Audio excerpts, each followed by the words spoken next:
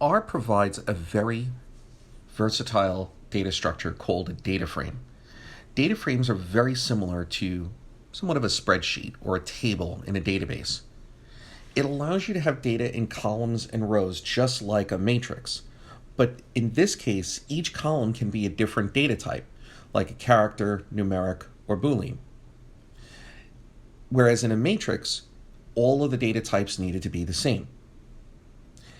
Here we have an example of a data frame where we have an ID column, a first name, a last name, and a student as true or false.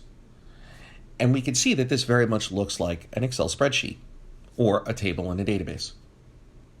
We can create a data frame by using the data.frame function in R, where we can specify column 1 is equal to a certain vector of data, column 2 is equal to a certain vector of data, and so forth.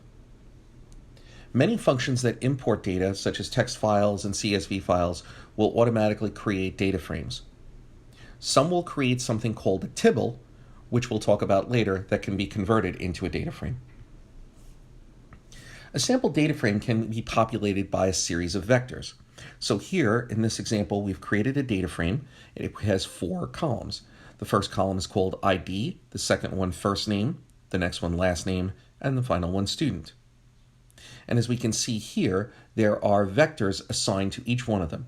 So we have 1 through 3 for the ID, Jane, John, and Mark for the first name, Doe, Smith, and Ormond for the last name, and true, false, false for the last one, for student.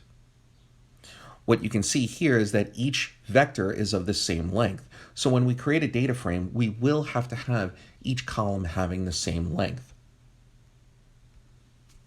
After we have created the data frame, we actually can access the data in 2 ways. The first way is we will use the bracket notation just like we did with a matrix. So we have a 1, 2, which will return Jane. So that'll be the first row, second column. We can also reference the column name if we want instead of the index number of the column. So we could say df1, student would return true because the first row, the column student, is a true. Similarly, we can assign values into the data frame just like we did matrix. Similarly, we can assign values to a cell in a data frame just like we did in a matrix. Here in this example, we have df3, ID equals 7.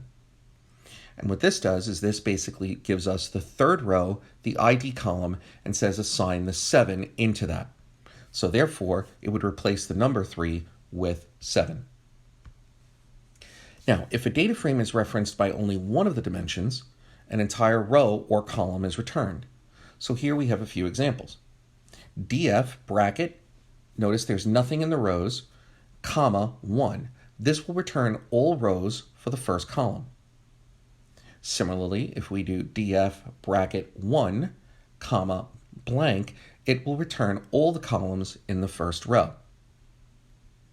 We can also specify a range of both rows and columns by doing the 1:2 or 1:n.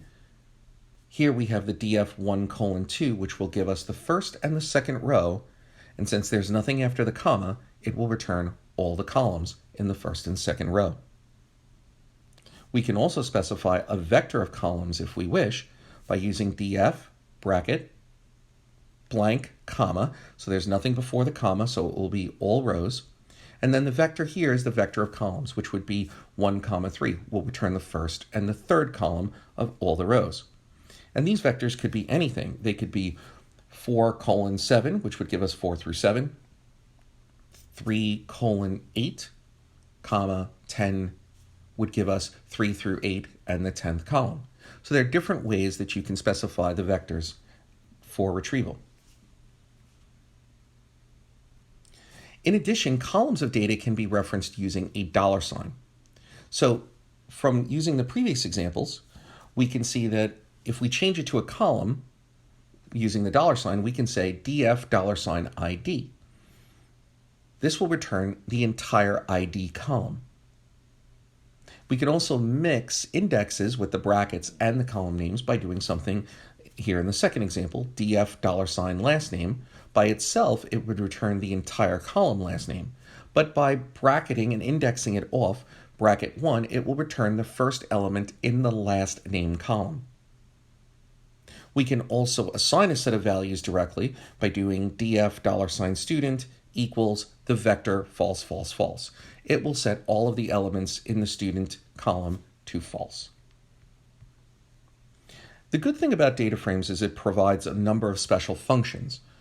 So for example, we have head, which shows the first 6 rows of a data frame, tail, which will show the last 6 rows of a data frame, and there are parameters inside of head and tail that you can alter to show 10 rows, 20 rows, and so forth.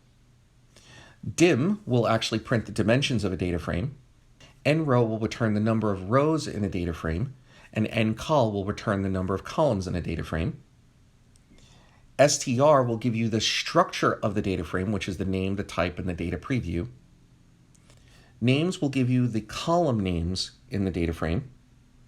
And col names will show the names of the columns for the data frame, but this also works with the matrix as well, so they in essence do the same thing.